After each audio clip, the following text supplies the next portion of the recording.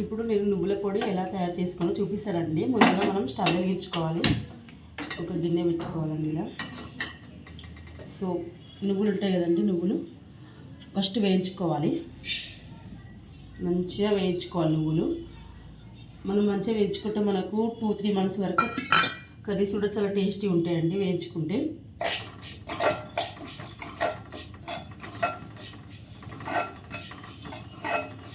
ఇలా వేయించుకున్న తర్వాత చల్లారిన తర్వాత మనం గ్రైండ్ చేసుకోవాలండి. తర్వాత కొబ్బరి పౌడర్ ఎలా చేసుకోవాలో కూడా చెప్తానండి నేను ఇక్కడ. ఈ కొబ్బరి అయితే ఈ సైజ్ తీసుకున్నాను అనమాట, ఒక 5 తీసుకున్నాను. చూడండి ఫ్రెండ్స్, 5 తీసుకున్నాను ఇక్కడ. నేను ఎలా చేయాలో చూపిస్తాను. ఫస్ట్ నువ్వులు వేయించుకున్న తర్వాత ఎలా చేయాలో చూపిస్తానండి నేను. చూసారండి, నువ్వులు వేగిపోయినాయి. స్టవ్ ఆఫ్ చేస్తున్నాను. ఈ నువ్వుల్ని ఒక ప్లేట్లో చల్లారనిద్దాం, బాగా చల్లారాలి. నేను కొబ్బరివి తీసుకున్నానండి, ఇవి సన్నం కట్ చేసుకోవాలి. తర్వాత నువ్వులు చల్లారిలోపు కట్ చేసుకుందాం. తర్వాత నేను నువ్వుల పొడి, కొబ్బరి పొడి ఎలా గ్రైండ్ పట్టుకోనో చూపిస్తానండి. ఈ విధంగా సన్నంగా కట్ చేసుకోవాలి ఫ్రెండ్స్. మనకు వాటర్ అనేది తగలకుండా ఉండాలి నువ్వుల పొడికి కానీ కొబ్బరి పొడికి కానీ. అప్పుడే మనకు 2 months 3 months వరకు నిల్వ ఉంటాయి అన్నమాట.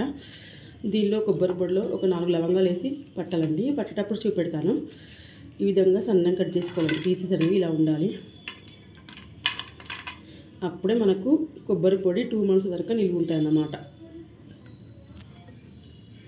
చూసారా ఫ్రెండ్స్, నేను అన్నీ ఇలా సన్న పీసెస్ లాగా కట్ చేసుకున్నాను. ఇందులో ఒక 4-5 లవంగాలు వేసుకుంటున్నానండి. చూసారండి, ఒక 4-5 లవంగాలు వేసుకొని ఈ జార్లో వేసుకొని సన్న మిక్సీ పెట్టుకోవాలండి. అప్పుడు మనకు పొడి చాలా బాగుంటుంది. వాటర్ తగలకుండా ఉంచుకోవాలండి. మన కర్రీస్ కూడా తొందరగా అవుతాయండి, చాలా టేస్టీగా ఉంటాయి. లవంగాలు వేసుకున్నాం కదా ఒక 4. ఇప్పుడు పొడి బట్టి చూపిస్తానండి. చూసారా ఫ్రెండ్స్, ఎంత సన్నం వచ్చిందో కొబ్బరి పౌడర్ అనేది, చాలా సన్నగా వచ్చింది కదండి. నేను ఇక్కడ ఒక బాక్స్లో వేసి చూపిస్తున్నానండి. దీని తర్వాత నువ్వుల పొడి ఎలా పట్టాలో చూపిస్తాను. మీకు నచ్చితే ఒక లైక్ చేయండి ఫ్రెండ్స్. సో ఇక్కడ నువ్వులు కూడా చల్లారిపోయినాయండి, మిక్సీ పట్టి చూపిస్తాను ఇది కూడా.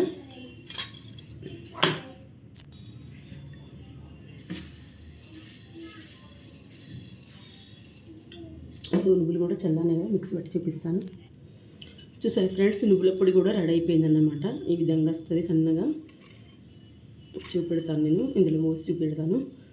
మనము ఇందులో ఒక స్పూన్ వేసి పెట్టుకోవాలి. అట్లా అయితే మనకు 2-3 months వరకు నిల్వ ఉంటుంది అన్నమాట. నేను ఒక 2 నెలల వరకు వచ్చేటట్టు ఉంచుకున్నానండి.